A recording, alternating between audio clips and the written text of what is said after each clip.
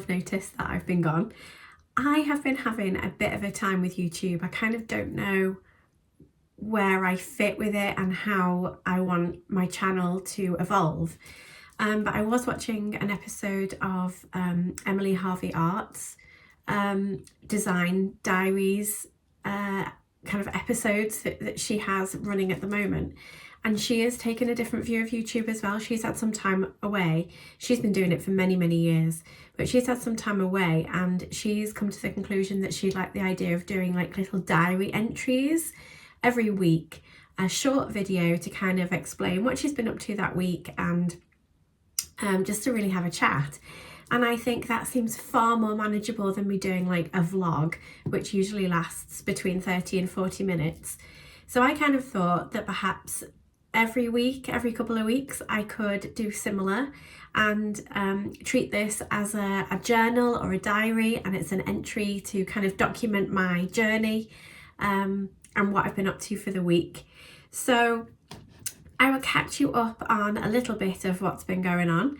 At the beginning of the month, on the 6th of April, I celebrated 15 years in business, which is a huge accomplishment. And I can't quite believe I have been doing it for that long. Yes, that was lovely. I launched my new website, which I have genuinely been wanting to do for about 4 months. Before my son Oliver was born, I used to update my website about once a year. And it was in order to kind of refresh the look of it, but also show clients where like design was going, kind of keep it modern and fresh and with new features and functions. And I would like rehaul it once a year.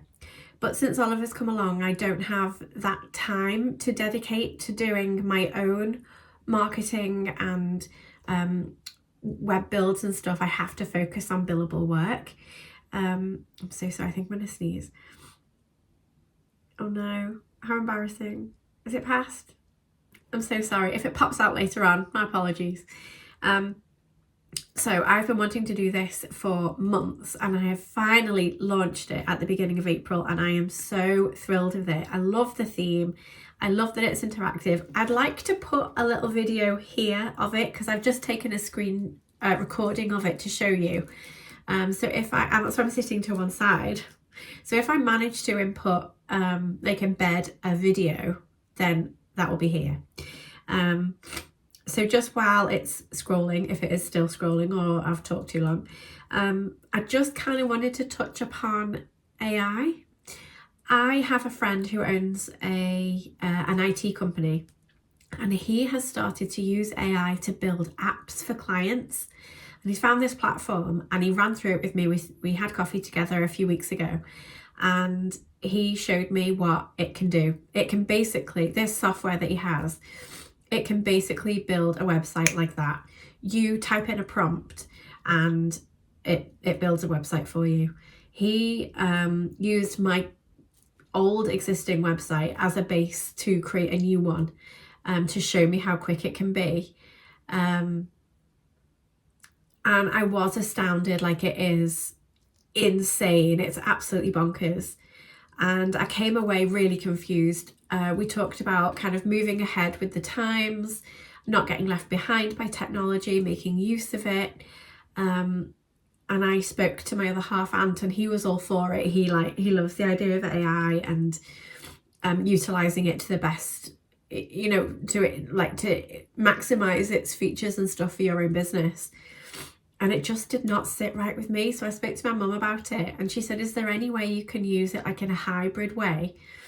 So I have done some research and I have come across this developer who I used to use many years ago. And I've since sort of paused, but I am so heavily back on this developer and her team.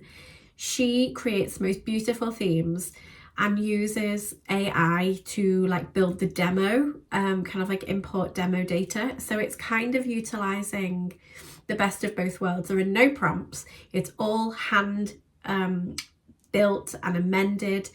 And so that is what I've built 3 websites on in the past month or so.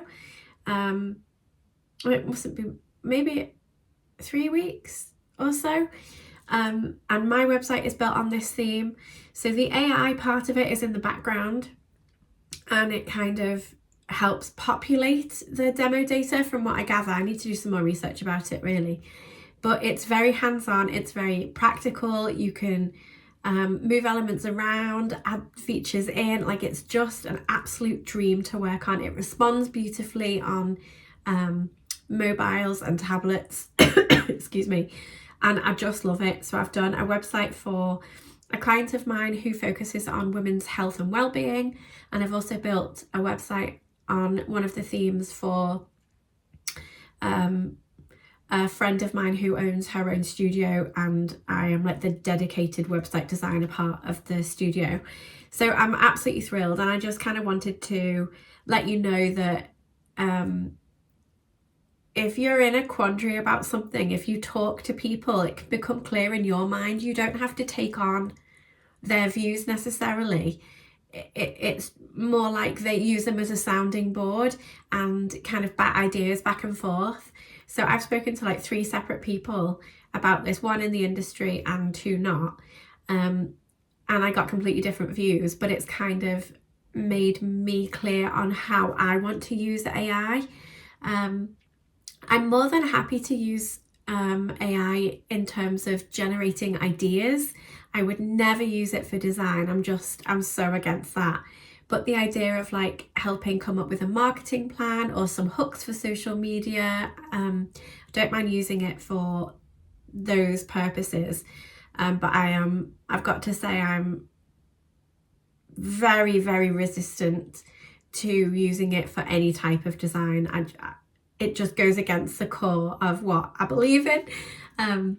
So it would be very interesting to hear your views. Please leave them in the comments down below. How do you use AI? Do you use it? Do you love it? Do you dislike it?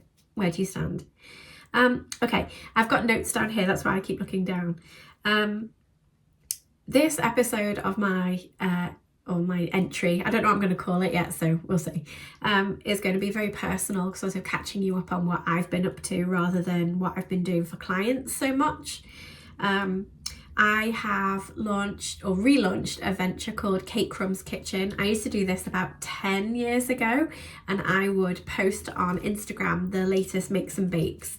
But I have started to create an Instagram account that's more curated now. Again, I'll leave it here. If it's not a scrolly one, I'll just leave a couple of screenshots of how the feed's looking. I sort of used it as a passion project in the evenings to create a brand identity for Crumbs Kitchen, and I've just sort of started to share my bakes and things more recently in the last couple of weeks.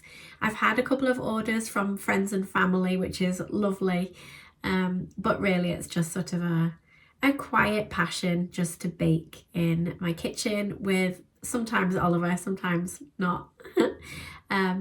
But I hope you love how I'll put pictures of branding and then how the Instagram feed is looking separately. I've put on here a little bit of work, but only stuff that I can share with you. There's a couple of projects that are sort of mid journey, so I can't share those just yet. But I have been working on some social media artwork for a local school, and also a residential construction company that I work with, so I'll leave those here as well. And then, so I think that's all in terms, I've sort of babbled the last couple of minutes, haven't I? That's all in terms of work stuff. So that might actually be it. I've just like rattled through. I thought perhaps I had something else to talk to you about that would just pop into my brain, but it hasn't. So maybe that is the end of today's video after all. Please let me know what you think of this format, if you like the idea of just a little entry, like a little episode, rather than 30 minutes, 40 minutes of a studio vlog. I thought this was more manageable because it's just me sitting and chatting and talking to you for a bit. We can have a little chat in the comments below if you feel like you want to talk to me.